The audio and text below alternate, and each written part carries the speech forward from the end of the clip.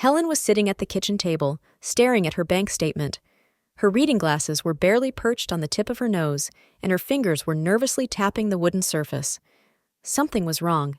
She could feel it with her whole being, as she had always felt in their 35 years of marriage, whenever Richard tried to hide something. $25,000, she whispered, running her finger along the lines of the statement. "Where did you put it, Richard?" The sound of the front door opening brought her out of her thoughts. Helen quickly folded the papers and hid them in a drawer. "Honey, I'm home," came Richard's voice from the hallway. He came into the kitchen, elegant as ever in his expensive suit. Helen noticed that his tie was a little crooked. A small thing, but he had never allowed himself to be so careless before. "How was your day?" she asked, trying to keep her voice casual. Richard came over and kissed her lightly on the cheek. "Oh, the usual routine. Meetings, papers, you know how it goes." "What kind of meeting was it on Tuesday?" Helen suddenly asked. "The one that required an urgent transfer?" Richard froze for a moment, but quickly composed himself. "Oh, that! I had to make an urgent deposit for a new property. It was a very promising offer. I couldn't pass it up." Helen felt her heart clench. During her years as an accountant, she had learned to recognize lies in financial matters. And over the years of marriage, she had learned to recognize her husband's lies. "And this object cost exactly $25,000? Her voice became colder. "It's just a deposit, darling." Richard loosened his tie. "Look, I'm really tired. Can we talk about this another time? When?" Helen stood up from her chair. "When you're ready to tell me the truth about the money?" Richard turned around sharply. "What do you mean? I've already explained it's business." "Business." Helen smiled bitterly. "And that's why you didn't even consult me before making such a significant expenditure? Listen." Richard came closer, his voice softer. "I know I should have discussed this with you, but the deal was urgent, you know? Sometimes in business you have to act fast." Helen took a step back. "Of course I understand. How could I not? After all, it's only $25,000 of our joint savings." "Helen, stop it," he said, his voice now sounding irritated. "You know I always think about our future. Everything I do is for us." "For us?" Helen thought. "Is it really for us?" "Okay," she finally said. "I'm tired. By the way, Linda invited me to coffee tomorrow. Do you mind?" Richard visibly relaxed. "Of course not. Have fun." Late at night, lying in bed, Helen listened to her husband's calm breathing. This sound used to calm her down, giving her a sense of security. Now every breath he took seemed to be part of a big lie. 25,000, she kept repeating over and over in her head. "This is only the beginning. I know it's only the beginning." She remembered how a month ago, Richard had started staying late at work more often than usual, how he changed the password on his phone, how he began to pay more attention to his appearance. Little things that she noticed, but refused to put together into a single picture. Helen got out of bed and went to the window. The moonlight flooded into their well-kept garden, where every plant had been planted with love over the years. She remembered how she and Richard had planned this garden together, how they had dreamed of the future. "Can't sleep?" Richard's sleepy voice made her flinch. "Just thinking," she answered without turning around. "About what?" "About how easy it is to destroy what has been built over the years," Helen said quietly, watching the shadow of a cloud slowly absorb the moonlight in the garden. The next morning, while preparing breakfast, Helen heard Richard on the phone in the study. His voice was muffled, but she could clearly hear the words, "Meet me," and "We'll work it out." "Who was on the phone?" she asked casually when he entered the kitchen. "Oh, a client," Richard answered, avoiding her gaze. "I have a meeting at 11. Helen put a plate of scrambled eggs in front of him. "I hope everything works out." Richard froze for a moment, but quickly composed himself. "Yes, of course. Everything will be fine." After he left, Helen took out her phone and dialed Linda's number. "Hey, buddy," she said, trying to keep her voice calm. "Are we still meeting today? I need your advice urgently." She looked out the window where Richard was getting into his car. 35 years. All that time she had trusted this man with her life, her dreams, her money. And now... "Yes," she said into the phone. This is very important. I think I'm in serious trouble. Martha's cafe was almost empty when Helen walked in at 10 in the morning. Linda was already waiting at their favorite table by the window, a steaming cup of coffee in front of her. "You look terrible," Linda said immediately when Helen sat down across from her. "Have you been up all night? Does it show?" Helen tried to smile, but it didn't come out very convincingly. "I've known you for 30 years, dear. Tell me what happened." Helen took out her bank statements from her bag and put them on the table. "Look at this. You still work with big bank accounts, right?" Linda put on her glasses and began to study the papers carefully. 25,000. And this is not the first transfer, am I right? "Yes," Helen sighed. "There have been several more in the last 3 months. Smaller ones. 5,000 here, 7,000 there. I didn't pay attention at first. I thought it was really business. And now I don't know what to think." Helen pushed aside the cup of coffee she hadn't even touched. "Richard has changed, Linda. He's working late, always on the phone. And these transfers." Linda took off her glasses and looked at her friend carefully. "You realize that I can't officially—" "I know," Helen interrupted her. "But can you just look? Where is this money going? Helen, please." Helen's voice sounded desperate. "I need to know the truth." Linda was silent for a long time, drumming her fingers on the table. "All right, but this must remain between us."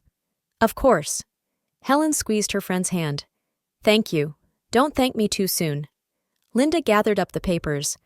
Sometimes the truth can be more painful than the unknown. When Helen returned home, it was empty and quiet. A message was flashing on the answering machine. "Honey, I have an important meeting today. Don't expect me for dinner." Helen erased the message and went to her computer. She knew that what she was about to do was wrong, but she saw no other way out. Richard sometimes used the home computer for work. Maybe there were some traces of it.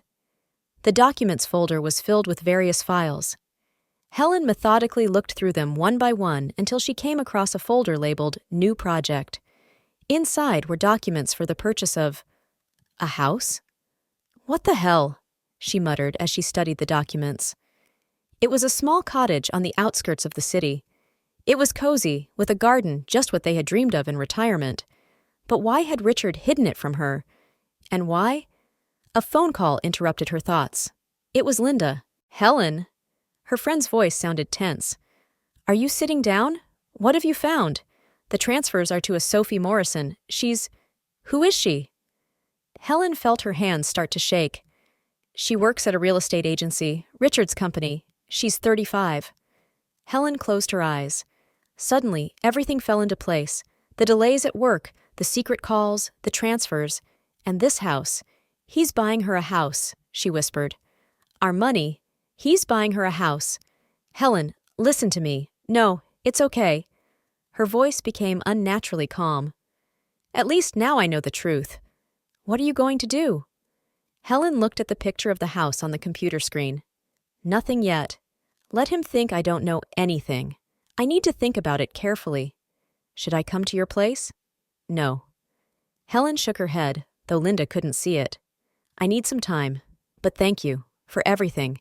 When Richard returned late in the evening, Helen was already in bed, pretending to sleep. He quietly undressed and lay down next to her. In the dark, she could hear him typing a message on his phone. 35 years, Helen thought, holding back tears. All for a young woman he's buying a house for with our money.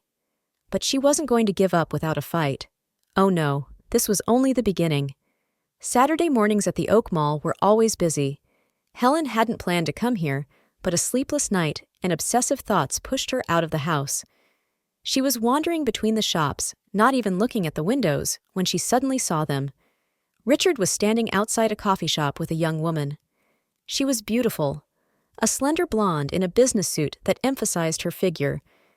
They were talking animatedly about something, and Richard was smiling the way he used to smile at her, Helen. Sophie Morrison, she thought. Helen quickly hid behind a column, feeling her heart ready to leap out of her chest. "So, the paperwork is almost ready," Richard's voice reached her. "You should be able to move in a week." "You're incredible!" Sophie touched his hand. "I don't know how to thank you. Your smile is enough," he replied, and Helen felt nausea approaching her throat. She took out her phone and started filming.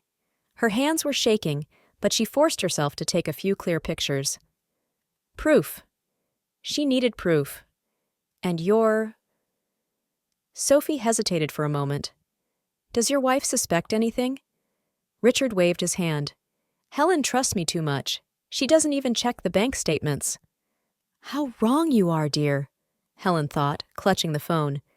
It's still risky, Sophie lowered her voice. All that money. Don't worry. Richard stroked her cheek. I've thought of everything. We'll be together soon, and no one can stop us. Helen felt tears streaming down her cheeks.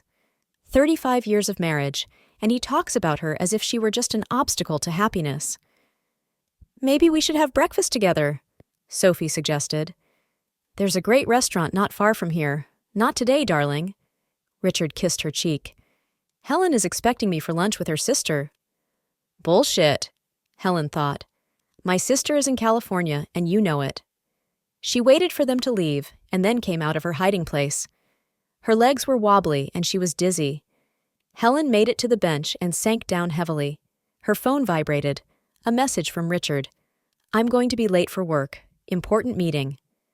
Important meeting, she whispered, looking at the photos on her phone. Of course it was. She dialed Linda's number. Can you come over? I need help. Half an hour later, they were sitting in the same cafe, Marta's. Helen showed her friend the photos. Oh my God, Linda whispered. He doesn't even try to hide it. He thinks I'm a fool. Helen smiled bitterly. A gullible old wife who doesn't notice anything. What are you going to do? I already know. Helen straightened up. First, I'm going to check all our joint accounts. Then I'll meet with a lawyer. And then… Helen, Linda squeezed her hand. Don't do anything rash. Oh no, Helen shook her head. Every move I make will be very carefully considered. Does he want to take everything we have? We'll see who can outsmart whom.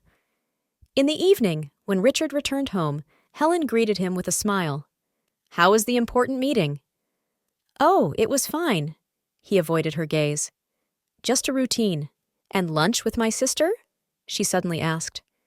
Richard froze. What? Helen continued to smile.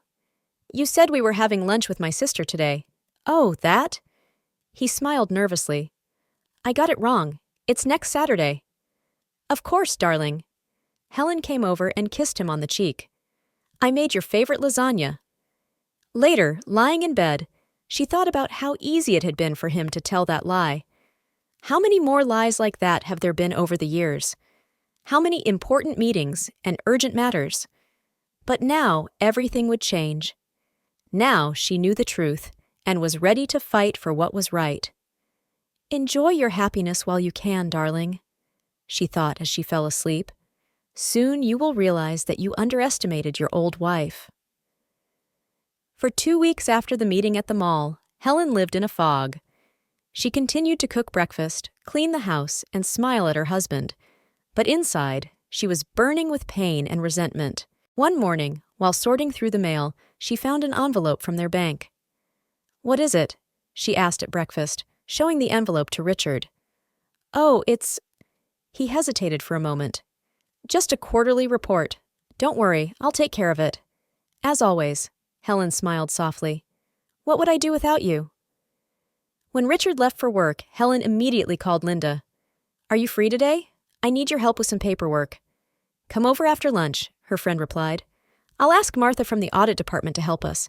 She's an expert in this kind of thing. The bank was cool and quiet. Linda led Helen to her office, where Martha, a stern woman with glasses, was waiting for them. So, Martha said, spreading out the papers, let's see what we have here. For the next 2 hours, they studied statements, documents, and transfers. With each passing minute, Helen's face became more and more tense. 120,000, Marta finally said, taking off her glasses. For the last 6 months. Helen felt the room swim before her eyes. How much? $120,000, Martha repeated. The transfers went in small amounts to different accounts, but they all ended up in the same account, in the name of Sophie Morrison. Oh my God, Linda whispered. That's almost all of our savings, Helen finished. Her voice sounded strangely calm. The money we've been saving for retirement. There's something else. Martha pulled out another document. He took out a loan against your house. What? Helen couldn't contain her emotions now. Without my knowledge? Unfortunately, he had the right to do so, Martha explained. You're both listed as owners, and your signature, she stuttered. My signature? Helen leaned over the document. It's not my signature. The office fell silent. This is serious, Linda finally said. Forgery. I know. Helen rubbed her temples.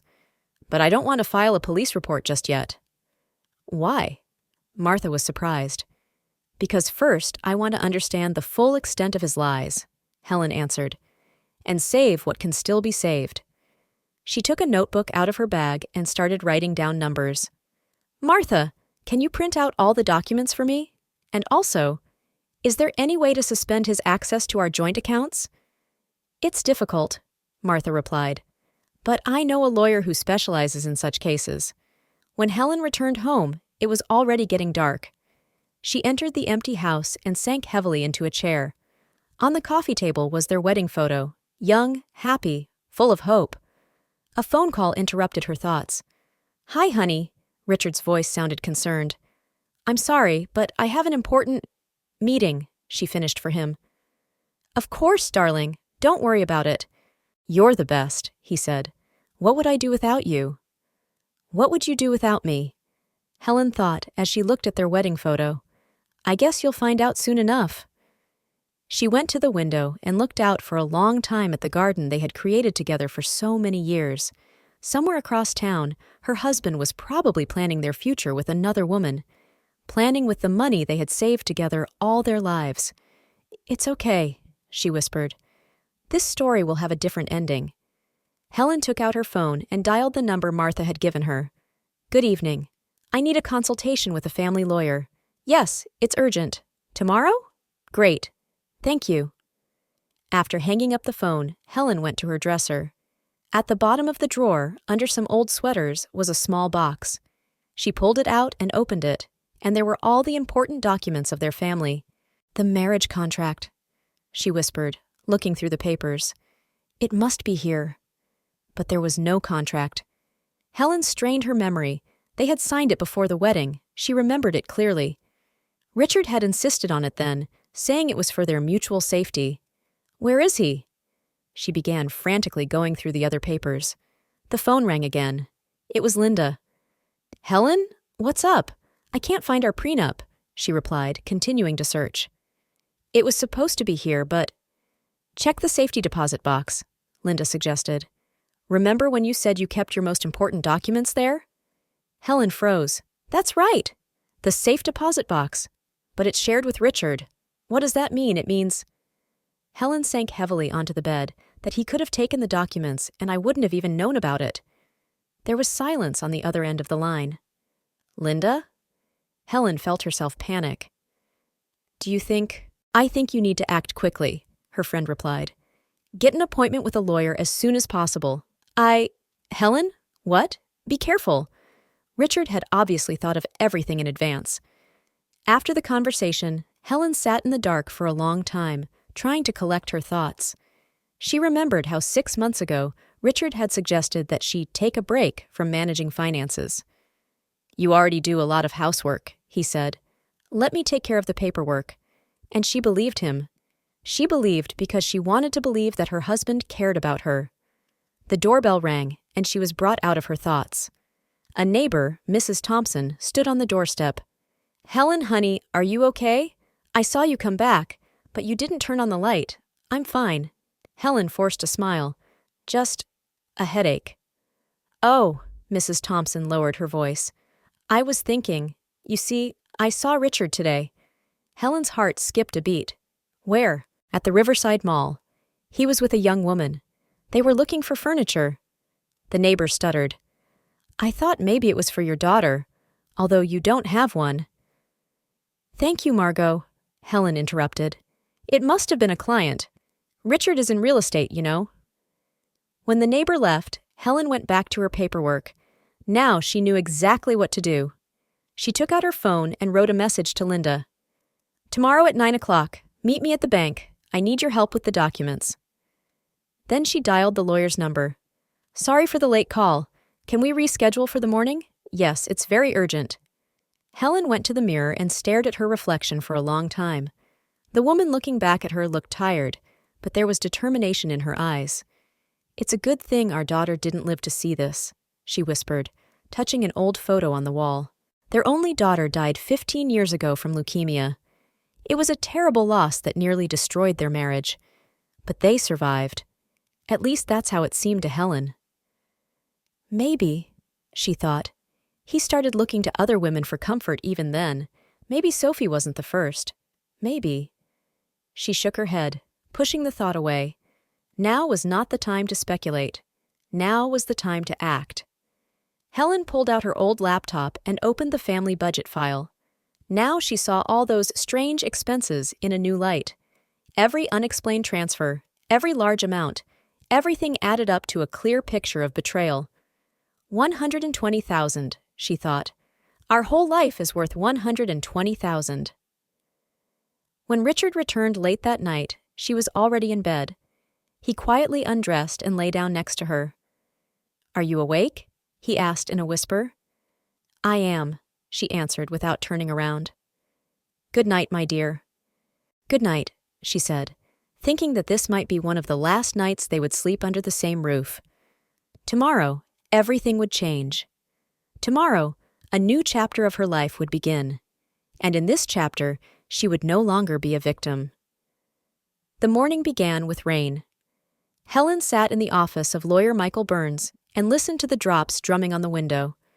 The documents laid out on the desk told the story of her broken marriage in the language of numbers and bank statements. "Mrs. Wilson." Michael took off his glasses and rubbed the bridge of his nose. "The situation is more serious than we first thought." "What do you mean?" Helen tightened her grip on Linda's hand, who was sitting next to her. "Your husband wasn't just transferring money.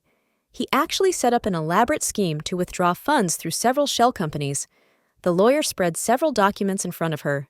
"Look, first, the money was transferred to the account of a construction company, allegedly for the repair of your facilities. From there, it was transferred to a consulting company for services. And then they ended up in Sophie's account," Helen finished. "That's right. But that's not all." Michael took out another document.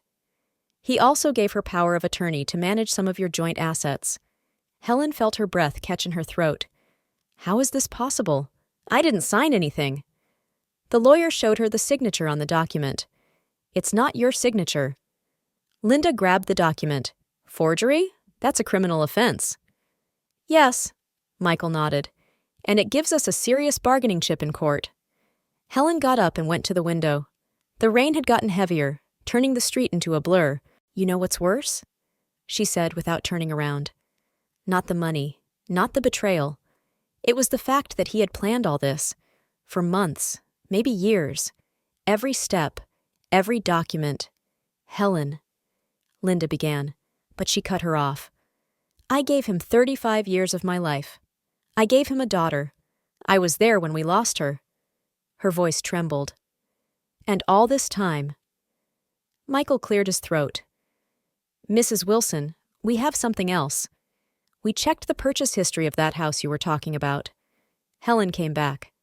"So, he's not the only one. Your husband has purchased 3 properties in the last 2 years. All of them are registered to shell companies, but the actual owner is Miss Morrison." Linda gasped softly. Helen slowly sank into her chair. 3 houses. With what money?" "For your joint savings and loans taken out against your property," the lawyer replied. "The total amount—" He checked the papers. "About $500,000. The office fell dead silent, broken only by the sound of rain outside the window. 500,000, Helen repeated. "All we've earned in our lives." "But there is good news," Michael said. "Since all of these transactions were conducted illegally, without your consent, we can return everything. Moreover, given the forgery, your husband could get into serious trouble with the law." Helen shook her head. "I don't want to put him in jail. Not yet. I want our money back. That's reasonable. The lawyer nodded. We can use the threat of criminal prosecution as leverage in the divorce. Divorce. Helen smiled bitterly. You know, I still can't believe it. Yesterday, I was cooking dinner for him. Today, I'm discussing a divorce. Linda hugged her friend's shoulders. You'll get through this. We'll all help you.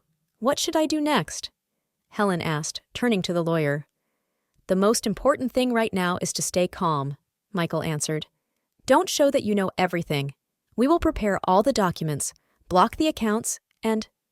Suddenly, Helen's phone rang. It was Richard. Don't answer it, Linda whispered.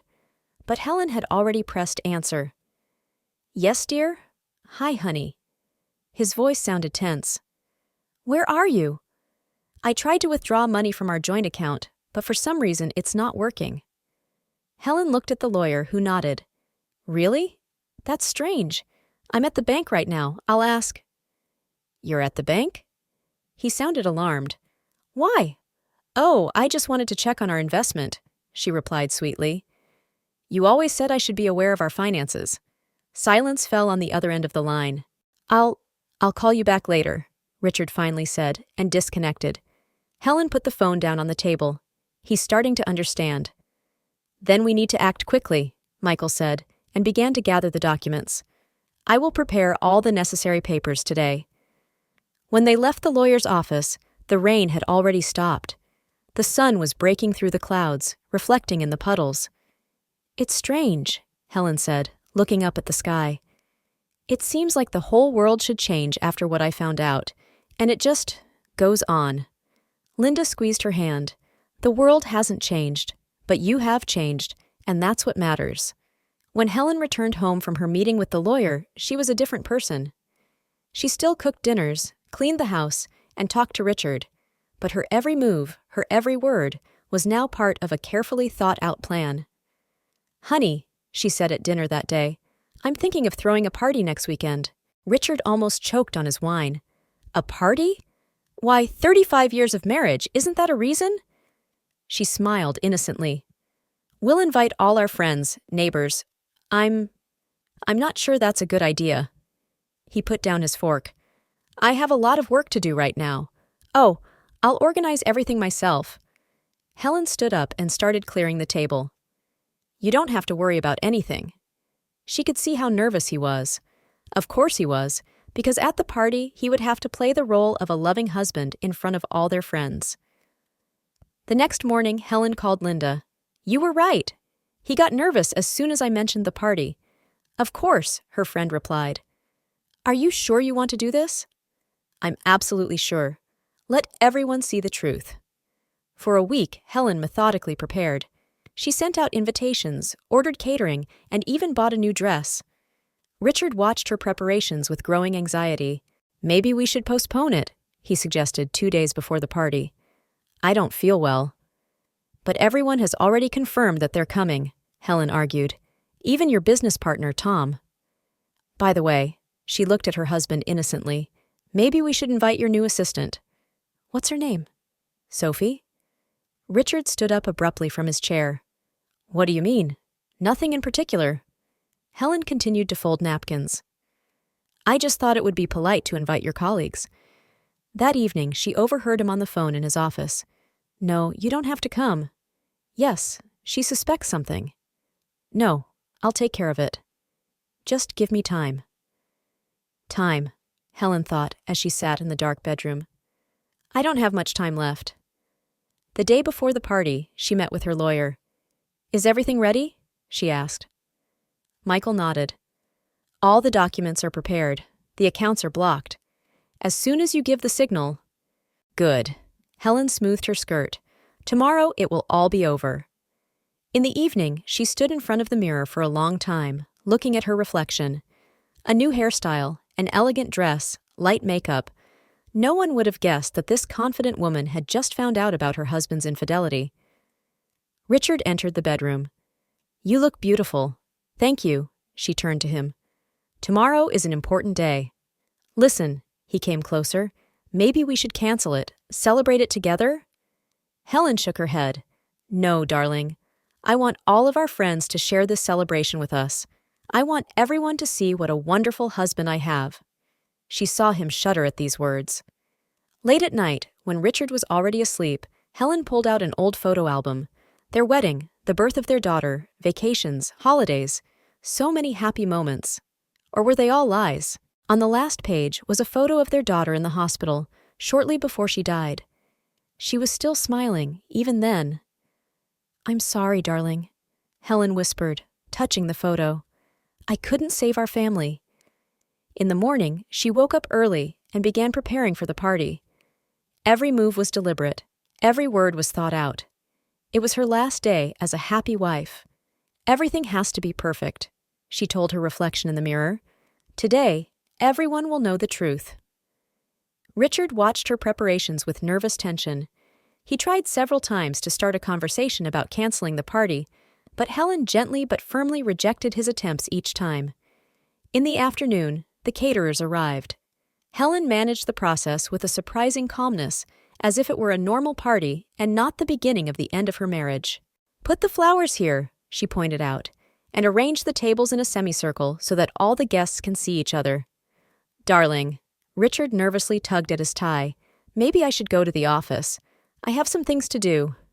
"Oh no," Helen gently adjusted his tie. "I need you here. I want everything to be perfect, just like our marriage." She saw him flinch at these words. His phone rang for the third time in the last hour. Richard went out into the garden to talk. Helen watched him through the window, gesturing nervously, running her hand through her hair. "Mrs. Wilson," the caterer called to her, "where do you want the champagne?" "In the fridge," she answered, not taking her eyes off her husband.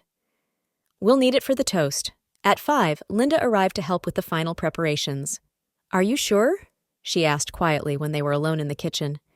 "More than ever," Helen replied, pulling out her glasses. "He needs to realize that I'm not the helpless woman he thinks I am, and if he doesn't come, he will." Helen smiled bitterly. "He cares too much about his reputation to miss our anniversary party." She pulled an envelope from the drawer and handed it to her friend. "Keep this. Give it to me when I ask for it." "What is it?" "Evidence. All the bank statements, house documents, forged signatures, everything the lawyer collected." Linda stuffed the envelope into her bag. "Oh my God, Helen, how are you holding up? You know?" Helen looked out the window where Richard was still on the phone. "When our daughter was sick, she never complained, even on the worst days. She said I had to be strong." Her voice trembled, but she quickly composed herself. "I have to be strong, for her sake, for my own sake." At 6, the first guests began to arrive. Helen greeted them with a flawless smile, accepted gifts and compliments. Richard stood next to her, trying to look casual. "You make such a lovely couple," said Mrs. Thompson, their neighbor. 35 years. That's true love." Helen felt Richard's arm tense around her waist. "Yes," she said, looking directly into her husband's eyes. "You can't hide the real thing, can you, darling?" By 8 in the evening, the house was full of guests. All their friends, neighbors, Richard's colleagues, except Sophie, of course. Helen watched her husband nervously glance at his watch, checking his phone frequently. "It's almost time for the toast," she whispered in his ear. "You've prepared a speech, haven't you?" "Helen," he grabbed her hand, "what are you up to?" "Me?" She smiled innocently. "I just want to celebrate our marriage, with everyone we care about." The day after the party, Helen woke up early. Richard hadn't come home. After she had exposed him in front of the guests, he had simply run out of the house, not even trying to justify himself. She knew where he was, in the same house he had bought for Sophie. "Good morning," Linda greeted him on the phone. "How are you?" "Strangely, I'm calm," Helen replied as she made herself a cup of coffee. "Last night was a blur. You were incredible. When you got up and started showing me all those documents. Do you remember the look on Tom's face, his partner's face, when I told him about the forged signatures?" They both laughed, but it was bitter. "What are you going to do next?" Linda asked. "Something that Richard is not expecting," Helen replied. "I'm going to see Sophie." "What? No, it's not safe. Dangerous?" Helen smiled bitterly. What could be more dangerous than 35 years of living with a liar? Sophie's address was in the documents the lawyer had gathered. It was a small cottage on the outskirts of town, one of 3 houses they had bought with their joint money. Helen parked the car and sat for a few minutes looking at the house. The well-kept garden, the new furniture on the veranda, everything screamed of a new life bought at her expense. She went to the door and rang the bell. A young woman answered, the same one Helen had seen at the mall. "Yes?" Sophie froze, recognizing her.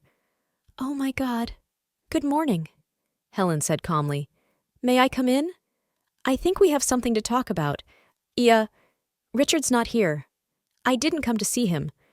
I'm here to see you." Sophie reluctantly stepped aside, letting her into the house. The living room was tastefully furnished. Helen recognized the style of the expensive furniture stores where she and Richard had once bought furniture for their home. "It's a beautiful house," she said as she sat down in the chair. "How much did it cost? 300,000? 400? Look!" Sophie wringed her hands nervously. "I didn't know." "What exactly did you not know?" Helen interrupted her. "That he was married? Or that the money for this house came from our joint savings? He said that you didn't understand him, that your marriage was over a long time ago." Helen took a folder out of her bag. "Here are the documents for this house, and the one in the suburbs, and the apartment in the center. Everything is registered through shell companies, but the real source of money is our joint account." Sophie sank down on the couch. "I don't understand." "He said it was his money, his business." "Of course he did." Helen smiled bitterly. "And he also promised to divorce me, didn't he? To start a new life?" The young woman remained silent, and this was more eloquent than any words. "You know what's interesting?" Helen continued. "When our daughter died 15 years ago, he made a lot of promises too. He said that we would overcome everything together, that our love was stronger than grief." She got up and went to the window. "And now look at yourself. Young, beautiful, and just as trusting as I used to be. What are you going to do?" Sophie asked quietly. "I've already done everything," Helen answered. "At the party last night, I told everyone the truth. All the accounts are blocked. The documents have been handed over to the lawyers. And these houses," she gestured around the room, "will soon be returned to their rightful owners. You can't." Sophie jumped up from the couch. "This is my house. I live here." "This house was bought with stolen money," Helen said calmly. "But I'll give you a week to pack your things and find a new place to live. And if I refuse, then the police will take over the case. Fraud, forgery, embezzlement. I don't think you need such problems at the beginning of your career." Helen headed for the door, but stopped at the threshold. "One more thing. When you see Richard, tell him I'll leave his things in the garage. He can pick them up by the end of the week." She left the house and took a deep breath of fresh air. The phone rang. It was Linda. "What's up?" "You know," Helen said as she got into the car, "I thought I would feel triumphant or satisfied. But I feel only regret. Regret for the lost years, for the destroyed dreams." "This will pass," my friend said gently. "The main thing is that you did it. You showed him that you are not a victim." "Yes." Helen started the car. "Now a new life begins. And you know what? For the first time in years, I'm not afraid of the future." On the way home, she thought about how quickly her life could change. A week ago, she was a happy wife, and now... But better the bitter truth, she thought, than a sweet lie. The following days turned into a marathon of meetings with lawyers, bankers, and financial advisors. After her exposure at the party, Richard disappeared. According to his secretary, he went on an urgent business trip. "An urgent business trip," Linda snapped as they sat in Michael's lawyer's office, more like hiding from a scandal. "That's even better," Michael said, putting the papers away. "While he's away, we can operate more efficiently." Helen studied the documents carefully. "What do you propose?" The lawyer pulled out several statements. "We have already blocked the main accounts, but there are still investment portfolios, real estate. I want everything back," Helen said firmly. "Every cent he stole." Michael nodded. "Okay. I've already filed a lawsuit for misuse of community property. Given the forged signatures, the court will almost certainly side with us. And the houses? Linda asked. The ones he bought for— Sophie has already moved out, Helen interrupted. At least from the house we were talking about. Really? Linda was surprised. So soon? I think she realized the game was up. Helen smiled bitterly. When Richard's money is gone, the spell is broken. At that moment, the secretary entered the office. Mr. Burns, Mr. Wilson's lawyer is on the phone. Oh, here we go. Michael picked up the phone. Yes, I'm listening. Yes, I represent Mrs. Wilson. No, it's not up for discussion. Helen watched his face. What are they offering? They want to settle amicably, Michael answered, hanging up the phone. They're offering compensation. How much? $200,000 and a waiver of claims to the houses. Helen laughed. $200,000? For 35 years of life? For $500,000 stolen? For destroyed dreams? What do you want to say? Tell them, she stood up, that either they return everything to the cent or we go to court. And not just civil. The whole next week was filled with legal procedures.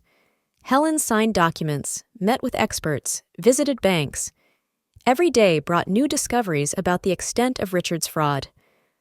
I can't believe it, she said to Linda one evening.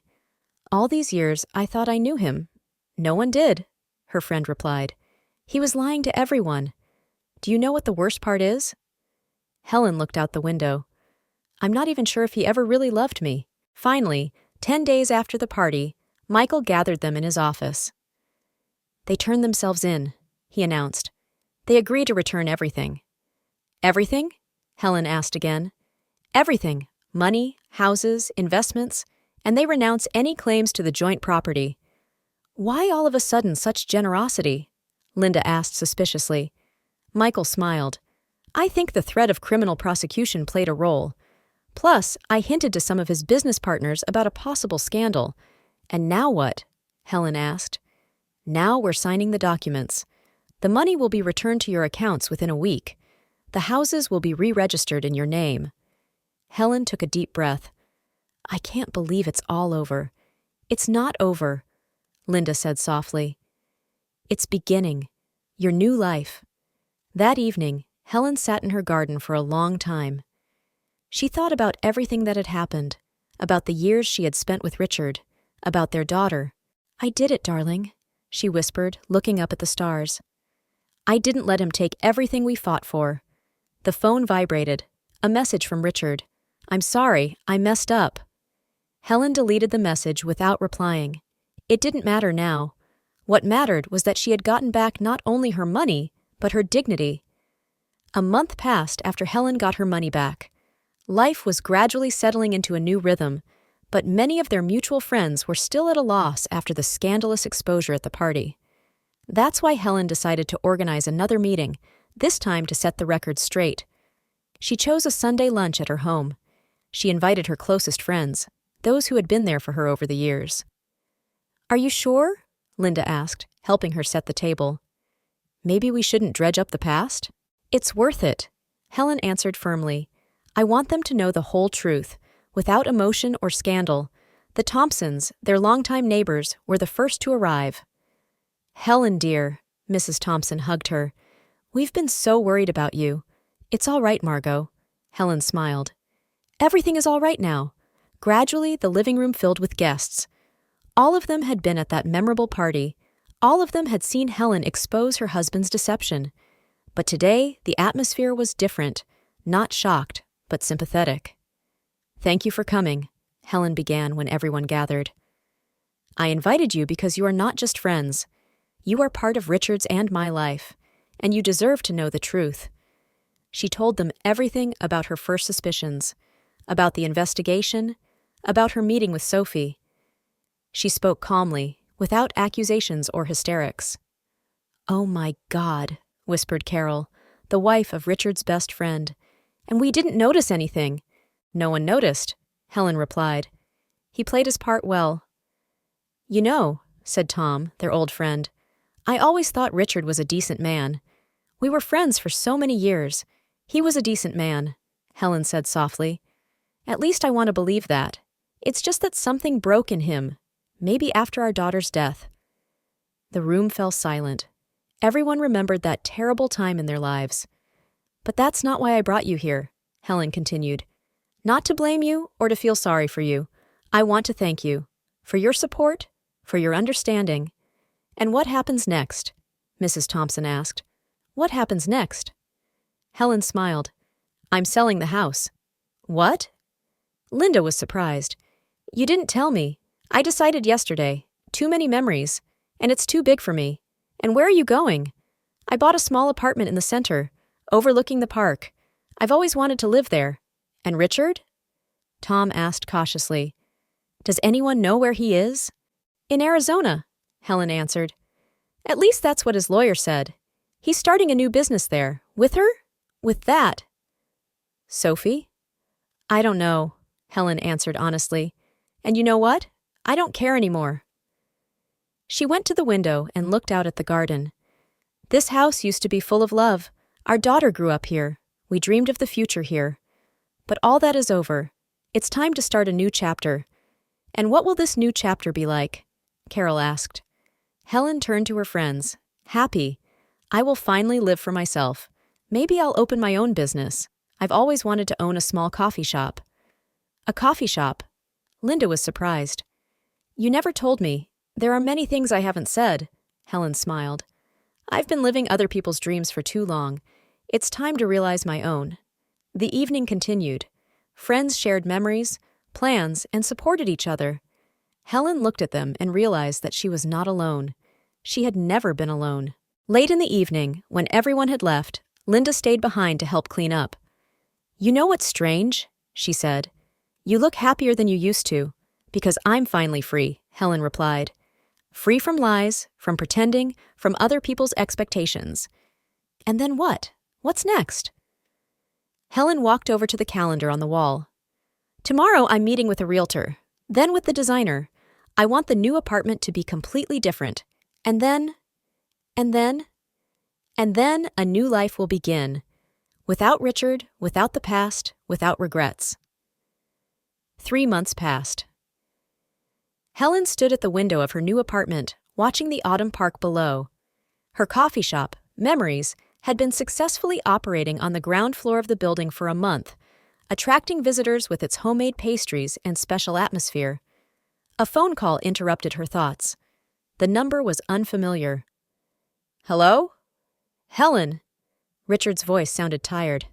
We need to talk. She felt her heart skip a beat, but pulled herself together. What? I'm back in town, and I made a terrible mistake. Just one? She smiled bitterly. Sophie left me. She took all the money and ran off with a young partner. What do you want me to do? Maybe... He trailed off. Maybe we could try again? I've got a new project that's very promising. All we need is... Money?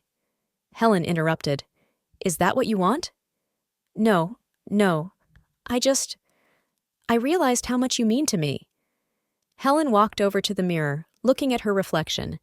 She saw a different woman, confident, strong, free. You know, Richard, she said calmly, I have to thank you. What?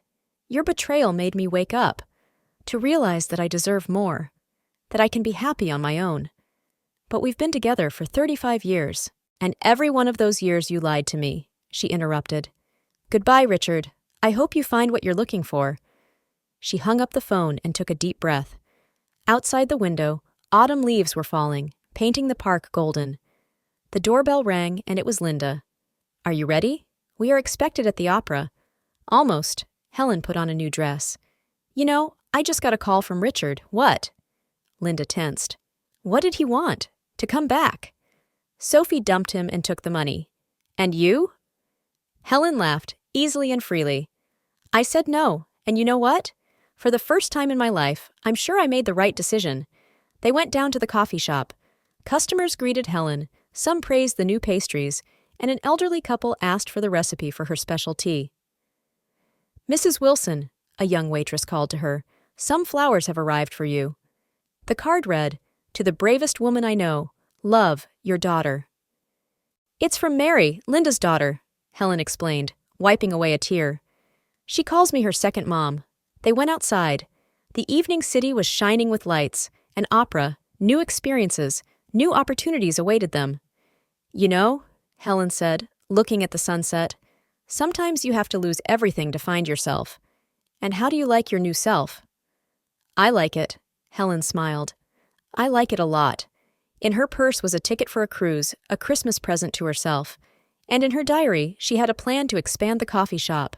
The number of visitors was growing, and she was thinking of opening a second room.